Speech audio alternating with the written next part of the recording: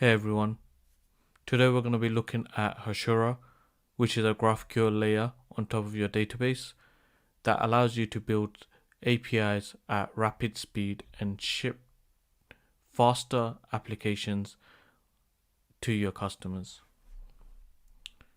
So usually what happens is when you have a application. So for example, here I have a Notes app, and my Notes app has a front end, back end, and a database. So the database holds all of the data for my notes for each of my customers. So my users might have hundreds of notes in there, and we store all of that in a notes table against their user ID. So let's say, for example, on my front end, I want to load up all my notes for my specific user that's logged in. I would need a backend API that gets all my notes and from my database and sends it back to me. So this is a simple query. It gets you the note ID, the name of the note, the content, when it was created and when it was last updated. And it's very simple. It gets all of the notes for that specific user. So yeah, so this is simple. We have a front end developer and a back end developer and a database. When the front end developer wants any changes to be made, they tell the back end developer, and the back end developer then creates a API and sends it back. So let's say I want to add in a change here. So let's say I want to introduce a new feature called archiving our notes. I now need to add in additional query. So I'll update my database. Let's say I've updated my database, I added a column called archived, and if archive is true, then the note is archived, and if it's false, then it doesn't show. So for my default endpoint, I don't want any of the archived notes to show. So I just add a flag here in the condition to say any archived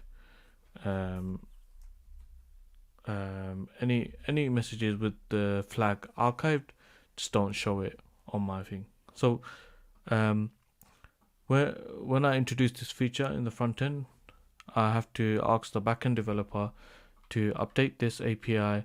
Then the backend developer creates a query, deploys the code, and then I can start consuming it. And I can start building my feature. I'm ready to now build my feature. Whereas the way GraphQL, the way Hasura works is there isn't a specific API for each individual endpoint that we need. It just has one endpoint that is a GraphQL endpoint, and what we can pass to that is any sort of query that we want. So initially you saw that we didn't have any notes archived feature. So this is what the query would look like. So you just want to get the notes for a specific user ID, and you want to get all this information, and it would just bring back all your notes. Exactly like how you would see it here, you would get the same response back, almost identical.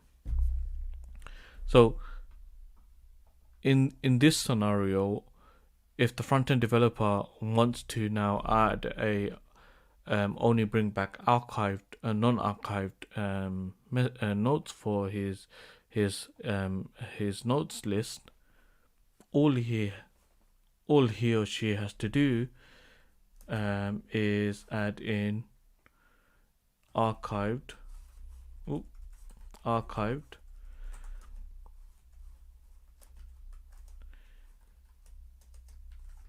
equals false. That's all they have to do.